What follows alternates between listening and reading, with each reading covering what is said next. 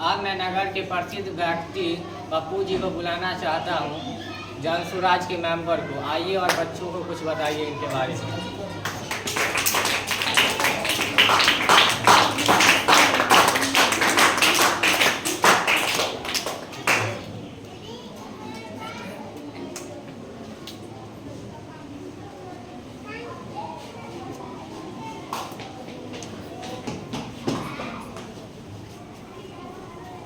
इस महीना का ये सप्ताह दो महान विभूतियों का जन्म दिवस पड़ता है, जयंती। एक संत कबीरदास, दूसरा बाबा नागार्जुन का।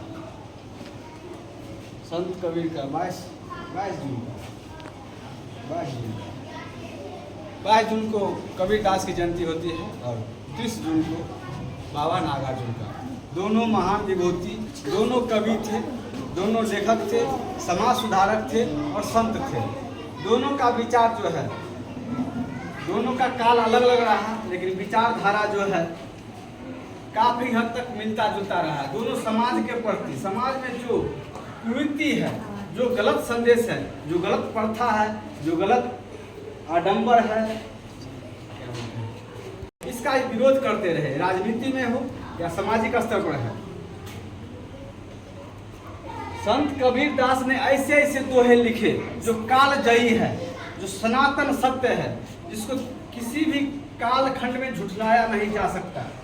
आप 100 साल पहले चले जाइए, 100 साल बाद जाइए, 1000 साल पहले जाइए या 1000 साल बाद जाइए, उनका दोहा जब पढ़िएगा, जब सुनिएगा, लगेगा कि अभी इसी वक्त के लिखा गया है, इसी वक्त के लिए लिखा गया है, उस समय के लिए नहीं।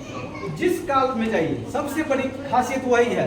और जो सच्चे कवि हैं, जो सच्चे संत हैं, विचारक हैं, उनकी जो वाणी होती है, उनके मुख से जो भी निकलता है वो पूरे ब्रह्मांड में सत्य होता है। उसको वैज्ञानिक स्तर या सामाजिक स्तर या राजनीतिक स्तर, किसी स्तर पे अगर विश्लेषण कीजिएगा तो आप उसमें लेस मात्र भी जो है निकाल पाएंगे। जो भी कह गए, ऐसा बड़े बड़े प्रोफेसर, आधुनिक काल के कवि प्रोफेसर, बड़े बड़े यूनिवर्सिटी में उन पर शोध चल रहा है और चलते अब तक चल रहा है और आगे भी चलते रहेगा। और आप लोग का सिलेबस में है। सबसे बड़ी बात कि ऐसे महान लोग हैं जिनका प्राइमरी से लेकर के यूनिवर्सिटी तक हाई लेवल के एजुकेशन में भी उनका सिलेबस में चलता है, एकदम बाकायदा उस पर पीएचडी किया जाता है। ऐसे महान विभूति होना आसान बात नहीं है। कभी दशक में, सदी में ऐसे ऐसे महान,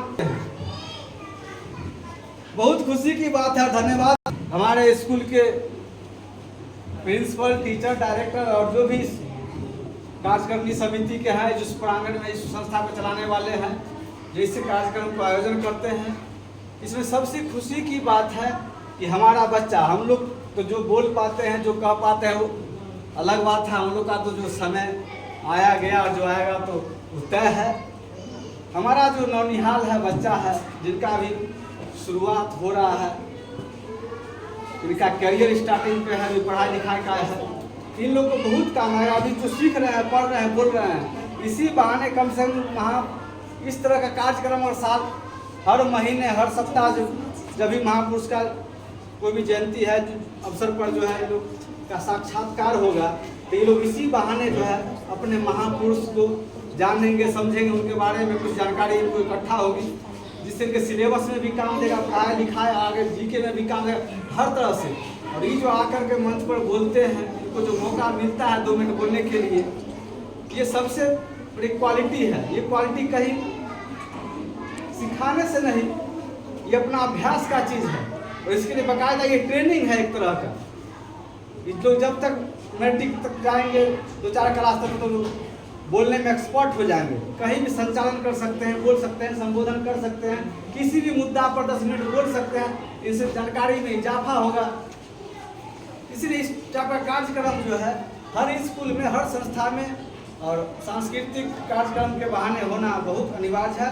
और किसी भी बहाने से हम तो चाहते हैं कि अक्सर होते रहे, नहीं तो शनिवार के शनिवार जो 1 घंटा का ये भी क्लास में जोड़ दिया जाए। एक क्लास इसका हो जाए, भाषण प्रतियोगिता का ही नहीं हो तो स्कूल टाइम से आधा घंटा टाइम एक्स्ट्रा दे देंगे। डिबेट कराइए, डिबेट स्कूल टाइम से आधा घंटा हम एक्स्ट्रा भी दे देंगे अपने तरफ से। हमारा बच्चा कहीं भी जाएगा, कोई पूछ दे परिचय पूछ दे तो बच्चा इतना स्पीड और इतना ढंग से बोल सकेगा अगर लड़के कहाँ से पढ़ के आया है, कहाँ से ट्रेनिंग पाया है।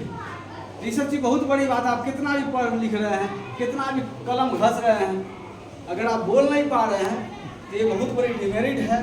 और इस बात को हम लोग शुरू में झेले हैं और झेल तो अभी भी रहे हैं, लेकिन हम लोग बहुत झेले हैं।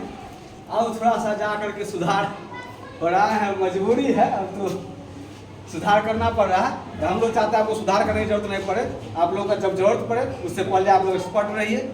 हम गुजारिश करते हैं अपने स्कूल के जो प्रिंसिपल आदरणीय अनिल सर से इस पर ध्यान रखा जाए। 10 मिनट 20 मिनट आधा घंटा आपसे जो गुंजाइश हो सके, जो जागरूक बच्चा ही नहीं कि आप बच्चा को चयन करना नहीं है, हर बच्चा को जो है इस बार कुछ 10 बच्चा इस सैटरडे को आ गया, कुछ बच्चा अगले सैटरडे को आ जाएगा, तो हर किसी को बुलाना है हमको। वो आम इमली कुछ भी बोल सके, उसको अभ्यास कराना नहीं हो सके तो किताब देख के ही बुलवाइए और अभ्यास कराइए। देखिएगा, हम गारंटी देते हैं कि 2 4 6 महीना के अभ्यास के बाद हमारा हर बच्चा जो है, तो बच्चा के साथ साथ हमारा जो महानुभाव सब है, ये व्हाइट ड्रेस में ये लोग भी चमचमाने लगे। कुछ दिन पहले समाचार नहीं बोल पा रहा था, संचालन कर रहा, हम खुश हैं। अभी उस दिन गए थे काजगढ़ में, हरिओम भी अच्छा बोल रहा है और अच्छा बोलेगा।